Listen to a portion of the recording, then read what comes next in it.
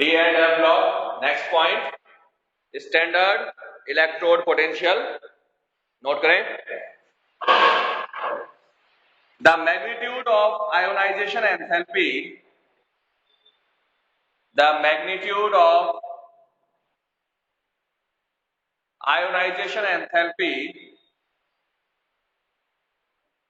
Ionization enthalpy gives the amount of energy.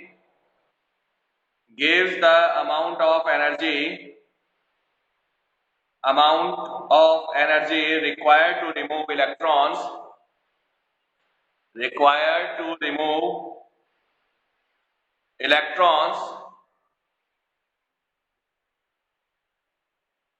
to form a particular oxidation state. To form a particular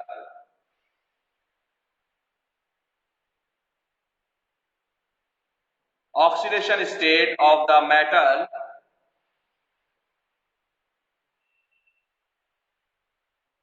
Oxidation state of the metal in a compound.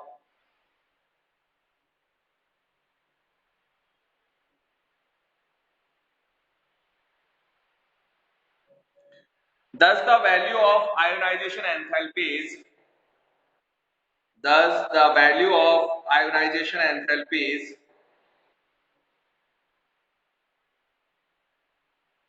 gives information. Value of ionization enthalpies gives information. Gives information regarding the thermodynamic stability. Regarding the thermodynamic stability. Thermodynamic stability of the transition metal compounds. Of the transition metal compounds in different oxidation states.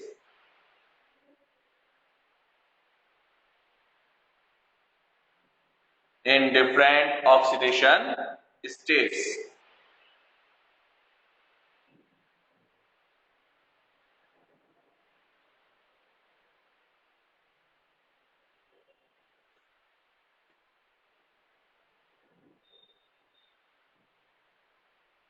The smaller the value of total energy change, the smaller the value of total energy change, total energy change for a particular oxidation state in aqueous solution. Particular oxidation state in an aqueous solution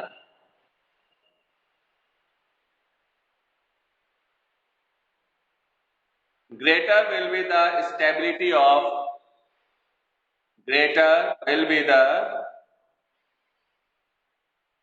stability of that oxidation state. Stability of that oxidation state. The electrode potential are a measure. The electrode potential are a measure of total energy change. Measure of total energy change.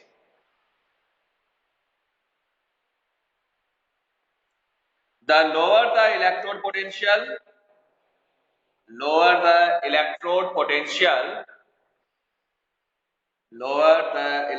potential means more negative the standard, means more negative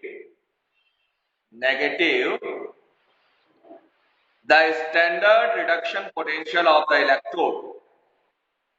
More negative the standard reduction potential of the electrode,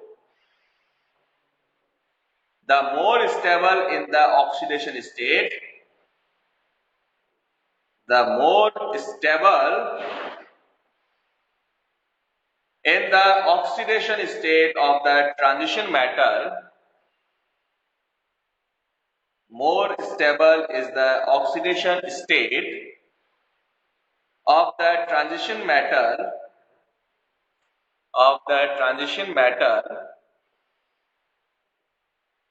in the aqueous solution,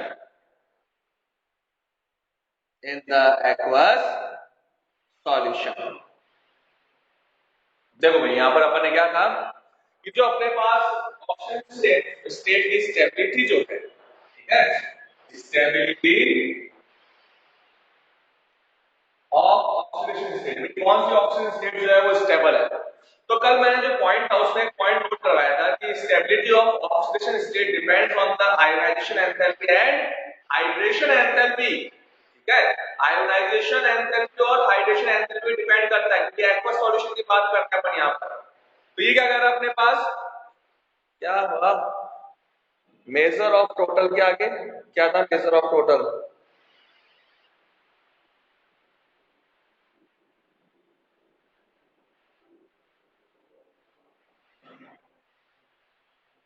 total energy change, the electrode potential are a measure of total energy change, ये था अपने पास, ठीक है। अब देखो suppose करो मेरे पास अगर मैं यहां पर स्कैंडियम निकालूं, तो स्कैंडियम को स्कैंडियम 10 में कन्वर्ट किया, फर्स्ट आयोनाइजेशन एंथैल्पी, ठीक है।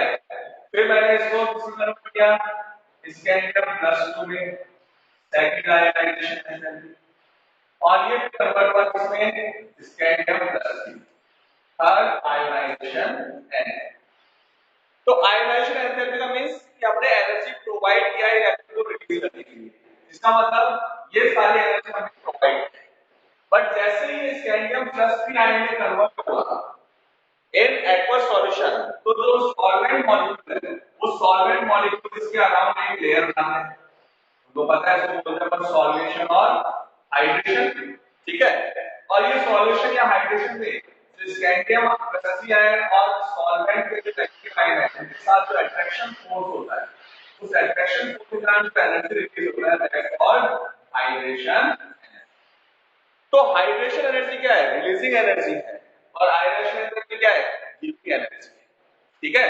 अब क्या कहा अपन ने, टोटल एनर्जी चेंज की वैल्यू क्या होना चाहिए, कम होना चाहिए। हाइड्रेशन एनर्जी गिविंग एनर्जी का मतलब किसमें आता है, नेगेटिव में आता है, और ये सब गिविंग एनर्जी है, गिविंग एनर्जी हम किसमें लिखते हैं, पॉजिटिव में।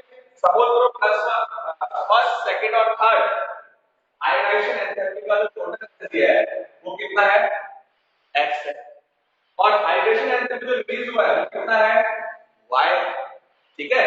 तो total enthalpy change, total energy change equals to +x and -y। अब हमने क्या कहा कि टोटल एनर्जी चेंज की वैल्यू अगर कम होगा तो ऑक्सीडेशन स्टेट ज्यादा स्टेबल होगा, इट मींस जो रिलीजिंग एनर्जी है वो गिविंग एनर्जी कंपैरिजन में हायर होना चाहिए, और अगर releasing energy giving energy comparison में हायर है तो जो टोटल एनर्जी चेंज है वो किसमें आएगा, नेगेटिव में आएगा। इसका मतलब कि वो ऑक्सीडेशन स्टेट जो है वो मोर स्टेबल, ठीक है, क्योंकि उस ऑक्सीडेशन स्टेट में वो सॉल्वेंट के साथ हाइड्रेट हो रहा है, सॉल्वेंट हो रहा है, अपने पास सॉल्यूशन हो रहा है उसका, तो इसलिए उसका स्टेबिलिटी जो है वो इंक्रीज हो रहा है। तो यहां पर ये हो गया आपके पास इसका पॉइंट। अब अपन बात करते हैं इलेक्ट्रोड पोटेंशियल के रेफरेंस के अंदर। तो स्टैंडर्ड जो आईयूपीएसी है उन्होंने क्या किया, जो रिडक्शन पोटेंशियल होता है, मैं किसी भी स्टूडेंट को एडमिट नहीं कर रहा हूं, जो भी स्टूडेंट्स आ रहे हैं टाइम से एडमिट होते हैं, अदरवाइज मैं एडमिट नहीं करूंगा, ठीक है। तो अगर आपके पास किसी स्टूडेंट का रिक्वेस्ट भी है तो कहना क्लियरली कि टाइम के बाद में मैं एडमिट नहीं करता हूं, उनकी रिक्वेस्ट आ रही है पर मैं एडमिट नहीं करूंगा। अब देखो स्टैंडर्ड रिडक्शन पोटेंशियल जो होता है, रिडक्शन पोटेंशियल को जो आईयूपीएसी है या स्टैंडर्ड जो यूनियन है उन्होंने क्या किया कि रिडक्शन पोटेंशियल को स्टैंडर्ड अज्यूम किया। रिडक्शन पोटेंशियल का मतलब क्या हुआ भाई कि कोई भी इलेक्ट्रोड, कोई भी मेटल जो है मेटल आयन है उसको रिड्यूस कर रहे हैं, ठीक है। तो रिड्यूस करते हैं तो उस केस के अंदर जो भी एनर्जी चेंज हो रहा है, ठीक है, उसको अपन बोलते हैं स्टैंडर्ड रिडक्शन पोटेंशियल। या पोटेंशियल की डेफिनेशन की बात करें अपन, तो जब इलेक्ट्रोड अपने इलेक्ट्रोलाइटिक सॉल्यूशन के कांटेक्ट में आता है तो उस केस में उनके बीच में जो इंटरेक्शन होता है उससे जो पोटेंशियल जनरेट होता है दैट्स कॉल्ड इलेक्ट्रोड पोटेंशियल। अब अगर कोई इलेक्ट्रोड ऑक्सीडाइज हो रहा है तो उसमें जो इलेक्ट्रोड पोटेंशियल आता है उसको बोलते हैं ऑक्सीडेशन इलेक्ट्रोड पोटेंशियल। और अगर कोई इलेक्ट्रोड रिड्यूस हो रहा है तो वहां पर जो पोटेंशियल जनरेट होगा उसको बोलते हैं रिडक्शन इलेक्ट्रोड पोटेंशियल। बट जितने भी इलेक्ट्रोड्स हैं उन सबकी तो अपन ऑक्सीडेशन रिडक्शन कैलकुलेट कर नहीं सकते। तो जो स्टैंडर्ड यूनियन है उन्होंने क्या कहा अपने पास कि भैया ऑक्सीडेशन रिडक्शन को अलग अलग नहीं करना, जितने भी इलेक्ट्रोड्स हैं जितने भी मेटल्स हैं उन सबको अपने को रिडक्शन पोटेंशियल में ही डिटरमाइन।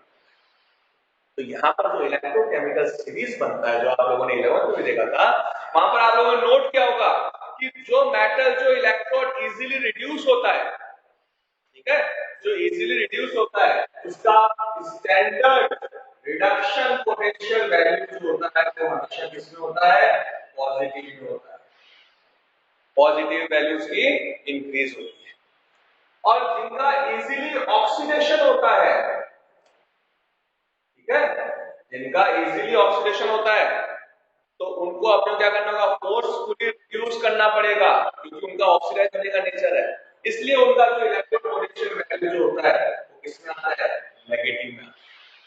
तो यहाँ पर सबके सब क्या है, ट्रांजिशन मेटल्स हैं और मेटल का नेचर क्या होता है, इलेक्ट्रॉन रिलीज करने का नेचर होता है। बट यहाँ पर अपन कैलकुलेट क्या कर जाते हैं, रिडक्शन पोटेंशियल, यानी उनको फोर्सफुली रिड्यूस कर रहे हैं अपन, इसलिए उनके लिए जो वैल्यू आएगी इसमें आएगी नेगेटिव है। तो हमने यहाँ पर क्या नोट किया कि standard electrode reduction potential value जो है वो लोअर होना चाहिए, यानी नेगेटिव में होना चाहिए। अगर नेगेटिव वैल्यू है तो उस ऑक्सीडेशन स्टेट की स्टेबिलिटी ज्यादा, ठीक है। अगर किसी इलेक्ट्रोड के लिए किसी ऑक्सीडेशन स्टेट में स्टैंडर्ड रिडक्शन पोटेंशियल की वैल्यू नेगेटिव आ रहा है तो वो ऑक्सीडेशन स्टेट जो होता है वो comparatively more stable oxidation state, ठीक है। तो अब आगे वाला जो टर्म अपना आगे वाला जो पॉइंट है हम ये देखेंगे कि +2 ऑक्सीडेशन स्टेट ज्यादा स्टेबल है या +3 है, तो उनका एक दूसरे में कन्वर्जन करना है और उनका इलेक्ट्रोड पोटेंशियल वैल्यू को हमको कंपेयर करना है, ठीक है ना। तो ये तो अपने आप मेन पॉइंट हो गया। क्लियर रखना है दिमाग के अंदर कि अगर गिविंग एनर्जी और रिलीजिंग एनर्जी की जो समेशन है वो अगर नेगेटिव आएगा तो ऑक्सीडेशन स्टेट स्टेबल होगी। उस केस में standard reduction potential value negative होना चाहिए मैक्सिमम, ठीक है। अब आगे नोट करें,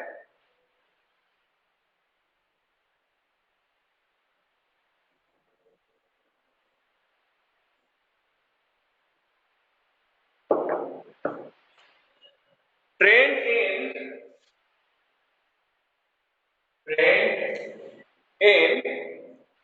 mn m+2 to m standard electrode potential, standard electrode potential, ठीक है। कि अगर हम +2 ऑक्सीडेशन स्टेट की स्टेबिलिटी की बात कर रहे हैं, नॉर्मली तो क्या होगा, मेटल जो है ऑक्सीडाइज हो रहा है, बट आपको इलेक्ट्रोड पोटेंशियल की बात करें तो यहाँ पर क्या करना होगा, आपको रिडक्शन पोटेंशियल निकालना है।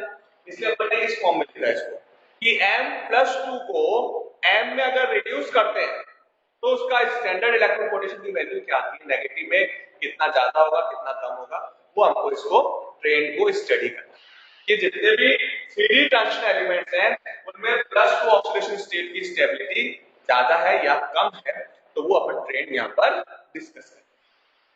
तो नोट करें, there is no regular trend in these values, there is no regular trend, no regular trend in these values.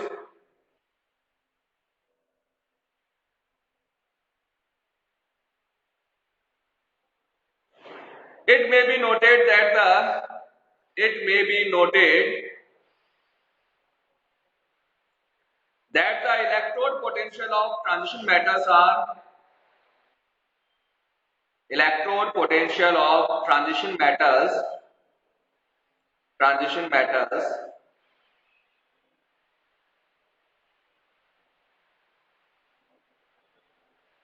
are low in comparison to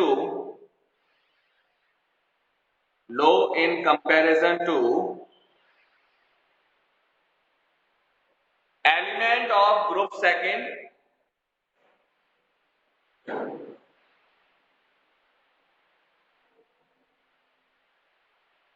element of group second.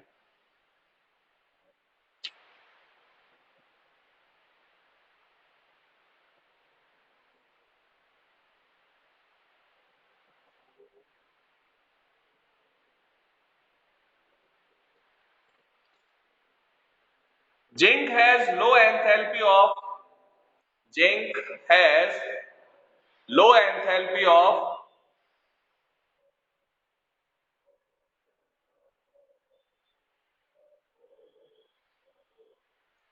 zinc has low enthalpy of atomization, low enthalpy of atomization and large hydration energy,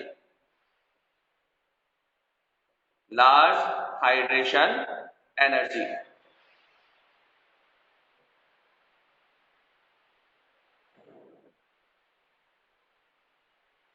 In 3D transition series,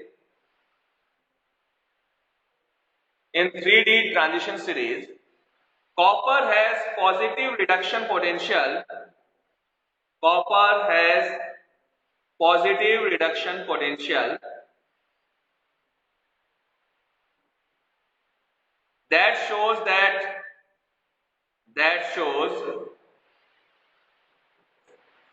copper is least reactive metal. Copper is least reactive metal out of the first transition series.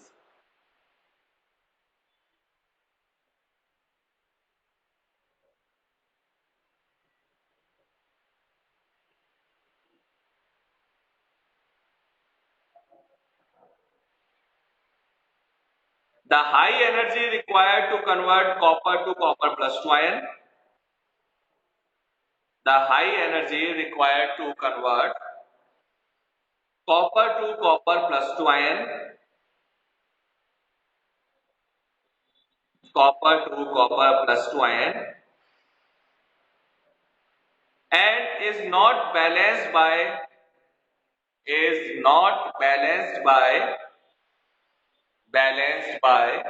its hydration enthalpy. Its hydration enthalpy.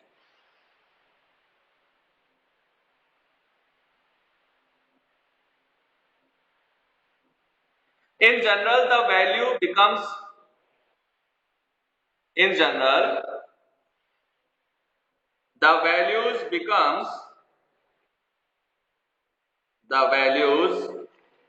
becomes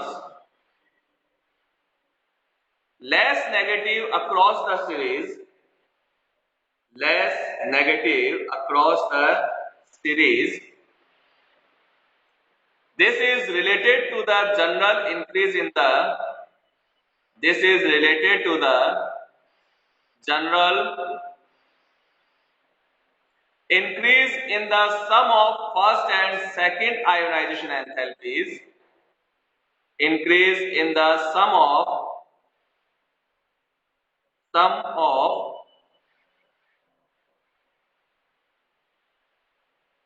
first and second ionization enthalpies.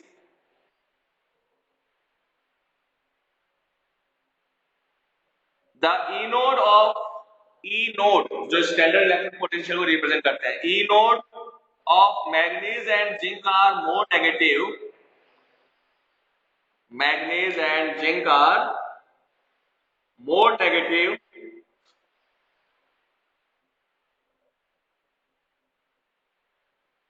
than expected from the general trend.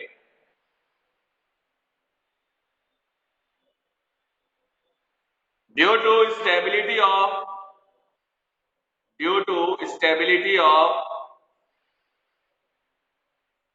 half fill and full fill electronic configuration. Stability of half fill and full fill electronic configuration.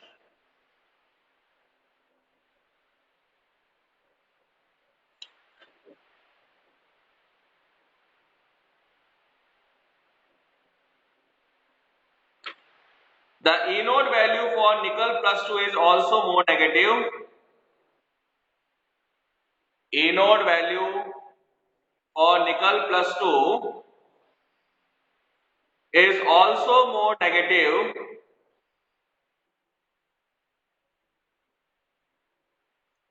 because of high hydration enthalpy. High hydration enthalpy. देखो अपने book के अंदर एक table बना हुआ है, उसमें जो एलिमेंट्स हैं उन सब एलिमेंट्स के लिए first ionization enthalpy, second ionisation enthalpy, ठीक है, प्लस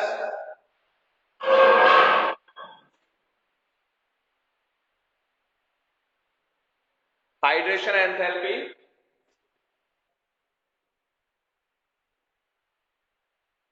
और इलेक्ट्रोड पोटेंशियल की वैल्यू गिवन है।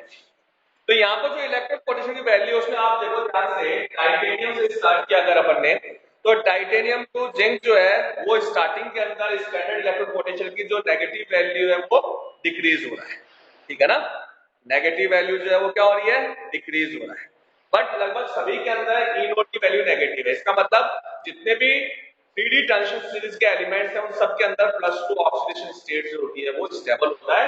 एक्सेप्शन केस क्या है, देखो कॉपर +2 टू कॉपर, इसको अगर रिड्यूस करते हैं तो स्टैंडर्ड इलेक्ट्रोड पोटेंशियल की वैल्यू कितना आता है, पॉजिटिव आ रहा है 0.34। उसका रीजन क्या है, तो कॉपर को अगर कॉपर +1 में कन्वर्ट करना है देन कॉपर +2 में कन्वर्ट करें, तो फर्स्ट और सेकंड जो आयोनाइजेशन एंथैल्पी की वैल्यू है, फर्स्ट और सेकंड आयोनाइजेशन एंथैल्पी की जो वैल्यू है उसका समेशन कितना हो गया, 745 प्लस 1960। कितना आयोनाइजेशन एंथैल्पी की वैल्यू कितना हो गया, ये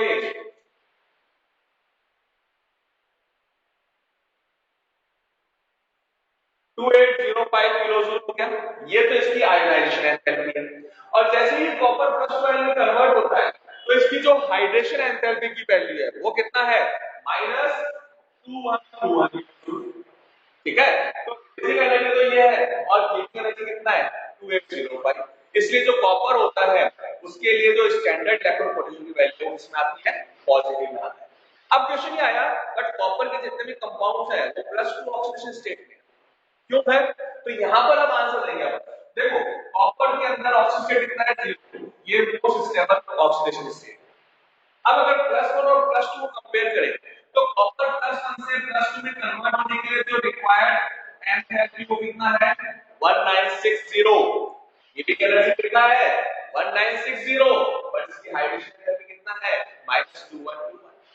यानी कॉपर +1 से कॉपर +2 में अगर कन्वर्ट करते हैं तो जो अपने पास टोटल एनर्जी चेंज की वैल्यू है किसमें आती है, नेगेटिव में आता है, क्योंकि hydration enthalpy giving energy comparison में ज्यादा है। तो इसलिए यहाँ पर कॉपर +2 जो है वो मोर स्टेबल ऑक्सीजन स्टेट है देन कॉपर, ठीक है।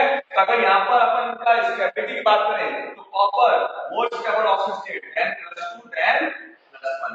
यही रीजन है कि कॉपर के जो मोस्टली कंपाउंड है उससे बनते हैं +2 ऑक्सीडेशन स्टेट्स में, ठीक है। जो रिमेनिंग अपने पास एलिमेंट्स थे कौन से अपन ने बात की, मैग्नीज की बात की और जिंक की बात की, उनके electron potential value more negative हो गया। उसका रीजन क्या है, क्योंकि Mn+2 के अंदर हाफ फिल इलेक्ट्रॉनिक कॉन्फ़िगरेशन है और Zn+2 में क्या होता है, फुल फिल इलेक्ट्रॉनिक कॉन्फ़िगरेशन, इसलिए इनके स्टैंडर्ड इलेक्ट्रॉन पोटेंशियल की वैल्यू जो है वो नेगेटिव होता है, एक्सेप्शनली हाई वैल्यू होती है, ठीक है। तो ये अपने को ध्यान रखना है trend in M+2 to M। Mostly जो 3D ट्रांजिशन के एलिमेंट है सबके अंदर +2 ऑक्सीजन स्टेट की वैल्यू जो होती है, +2 ऑक्सीजन स्टेट जो होता है वो स्टेबल होता है, उनके लिए इलेक्ट्रॉन पोटेंशियल की वैल्यू नेगेटिव होता है। बट कॉपर एक्सेप्शन केस है क्योंकि इसके लिए जो आयनाइजेशन एंथैल्पी का समेशन है वो हाइड्रेशन की कंपैरिजन में ज्यादा होता है, इसलिए यहां पर इलेक्ट्रॉन पोटेंशियल की वैल्यू +0.34 होता है। मैग्नीज +2 और जिंक +2 एक्सेप्शनली ज्यादा स्टेबल होता है क्योंकि इनमें हाफ फिल और फुल फिल इलेक्ट्रॉनिक कॉन्फिगरेशन। तो ये हो गया अपने पास M+2 to M। अब सेकंड नोट करो, trend in M+3, trend in M+3 to M+2, +2 और +3 को कंपेयर करना है। M+3 to M+2 standard electrode potential,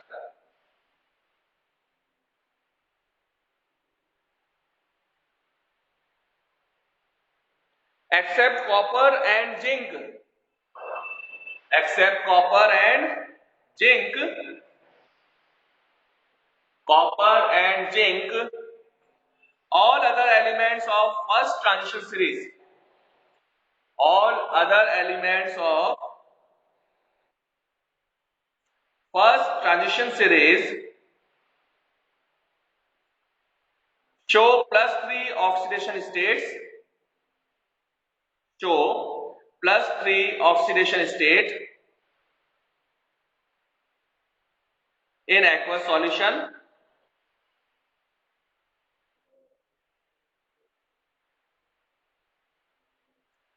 The low value of scandium, the low value of scandium reflect the stability of, reflect the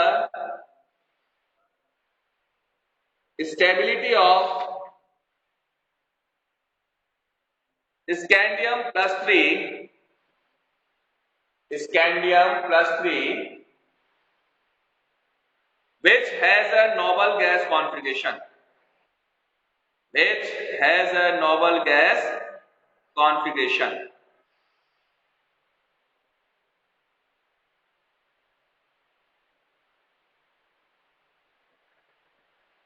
The comparatively high value for manganese, the comparatively high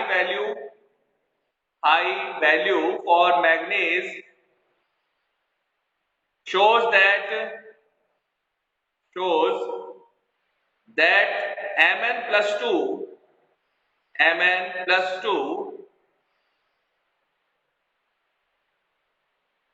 is stable oxidation state, stable oxidation state due to half fill configuration, due to half fill configuration.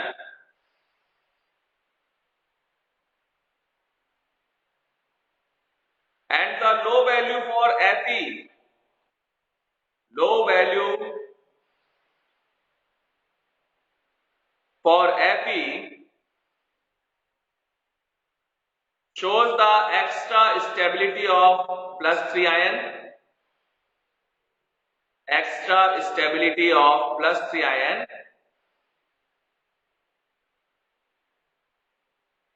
due to half fill configuration.